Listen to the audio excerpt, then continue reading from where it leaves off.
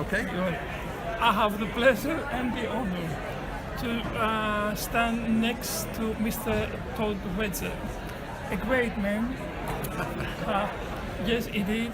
That now it is the chairman of our international conference of Mackenzie Method in San Francisco. But this is not the only thing that he is. So he is a professor of orthopedics and also the athletic school. He is also the professor of neurosurgery and many other things.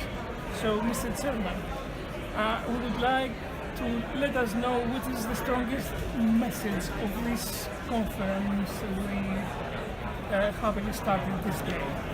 Well, I think the strongest single message is professionalism among physiotherapists and among non-operative spine care. You know, as we discussed in some of the symposia earlier, the initial contact with the patient, the initial burden of taking care of that patient frequently falls on the physiotherapist that needs to be very professional, very scientific, very engaged, and very outcome driven. And MDT, as you know, lends itself uniquely to those characteristics. And for that reason, I think this meeting is important, not only to reinforce those principles, but also to foster collaboration between healthcare providers across the board, such as physicians, therapists, and so forth. And thanks for the reply. Another question I would like to ask you: is it the first time that the North American Spine Society collaborates with our say international system, and what you would say to our Hellenic Spine Society for this thing? Well, NASS, as you know, is the largest spine society in the world. We're approaching 10,000 members. We had the opportunity to work with the Mackenzie Institute this year in terms of helping arrange and organize the meeting. And speaking on behalf of NASS as the current president, we're delighted to do that. Very august scientific organization. We hope to keep that relationship going in the future. At our meeting, as you probably know, there's a great deal other than surgery.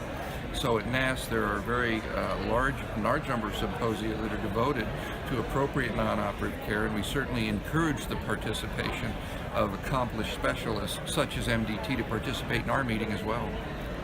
And what it would be your advice first to a medical doctor and then to a spinal